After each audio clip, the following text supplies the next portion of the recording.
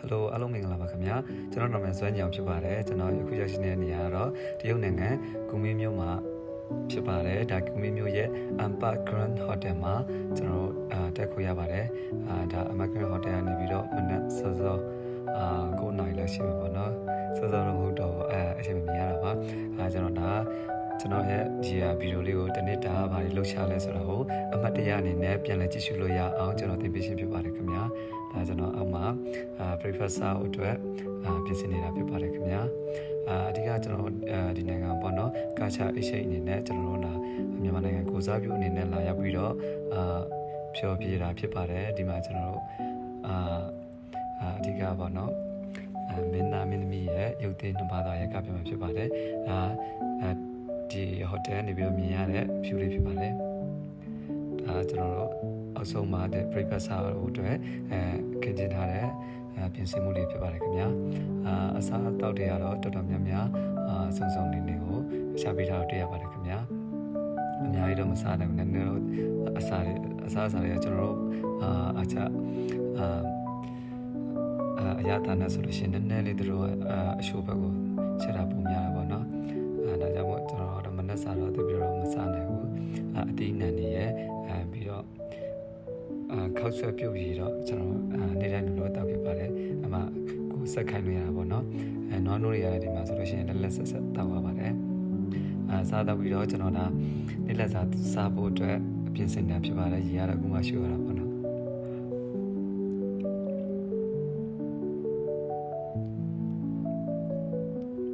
ဒါအပြင်ထွက်ဖို့တော့ကျွန်တော်ပြီးသွားပါပြီဒါတကယ်ချင်းမန္တလေးရတကယ်ချင်းနေပေါ့နော်ဒီကျွန်တော်ဟိုတယ်နဲ့တိတ်ပြီးတော့မဝေးပါဘူးဒီနာစင်တာတစ်ခုမှာဂုံတိုက်တစ်ခုမှာအဲ့လိုပေါ့ဒါတန်ရုံကအမတွေကနေ့လည်စားလိုက်ချွေးတာဖြစ်ပါတယ်ကျွန်တော်တို့မှာထားတဲ့အင်းတွေပါဒီမှာဝက်သားကြော်ပေါ့နော်ဝက်သားနဲ့ပြည့်ချင်းနဲ့ကြော်တာအစနဲ့ပါတယ်ဘဲကင်ရဲ့ပြီးပစုံရဲ့ပြီးဒီဘက်ကငါးရှင်ဆက်ပေါ့ငါးရှင်ဆက်ကတော့ကျွန်တော်ရဲ့အကြိုက်ဆုံးမီနူတွေမှာပါပါတယ်ဒီဘက်ကကျတော့အရှိုးမုံဖြစ်ပါတယ်ထမင်းကတော့အများကြီးမစားနိုင်ဘူးထမင်းကနည်းနည်းပဲစားနိုင်တယ်ပေါ့နော်အဲ့ဒါလေးတော့ပကံမကုန်တာ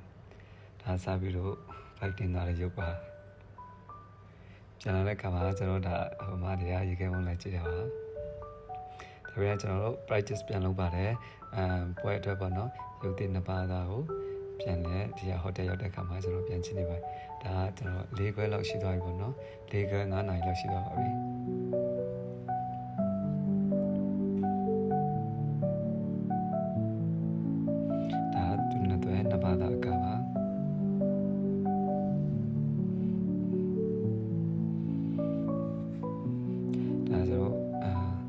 တရုတ်မြန်မာပေါ့နော်85နှစ်မြောက်တန်တမန်ရှိရှိဝယ်အခမ်းအနားကိုမြန်မာနိုင်ငံကိုစားနေတဲ့ကျွန်တော်တို့လာရောက်ဖျော်ဖြေရတာဖြစ်ပါတယ်ဒါဟိုတယ်အောက်ရဲ့ရှုခင်းမှာပေါ့နော်သူတို့အဓိက decoration နဲ့ဆင်ထားတာတော်တော်လေးကိုအသေးစိတ်လုပ်ထားတာပေါ့နော်ဒီတော့အထက်တိုင်းမှာဒီပန်းဦးလေးတွေ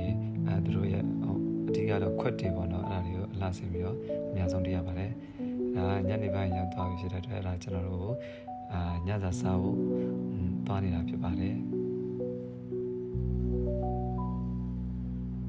တန်ရုံကအကိုတင်နေတာသူတို့ရဲ့ညနေဆောင်ဘယ်နှစ်နာရီလောက်ရှိမလဲဆိုသူကနေဝင်တာကြတော့7 နာရီလောက်မှပဲနေဝင်တာပေါ့နော်နေရတော့လည်းမဟုတ်ဒါဒီဟာဒါမှအခုကဒါ6 နာရီခွဲ9 နာရီလောက်ရှိနေပြီ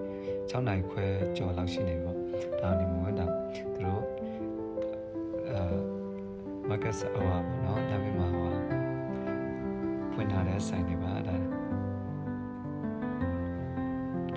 ကျွန်တော်တို့စားဖို့ရောက်နေတဲ့ရွေးထားတဲ့ဆိုင်တွေဖြစ်ပါတယ်ဒီမှာကျတော့ကိုစားချင်တာကိုကိုတိုင်းဒါမှာရတာပေါ့နော်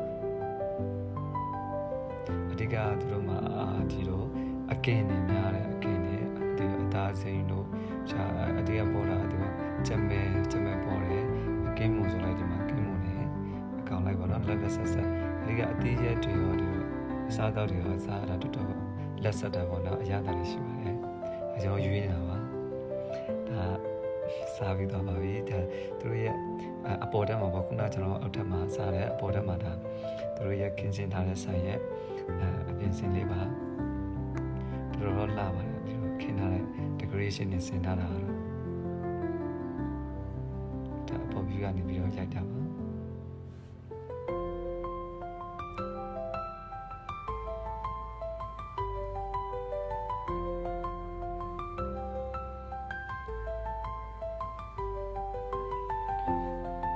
ကျွန်တော်ပြရတဲ့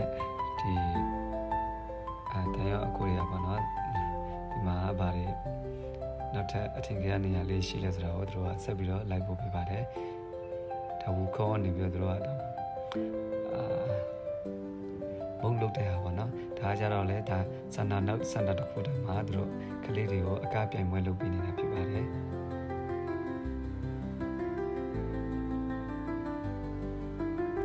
ဒါကျွန်တော်ကျူရတာပေါ်ဆက်သွားတာပေါ့နော်အပေါ်ထဲမှာ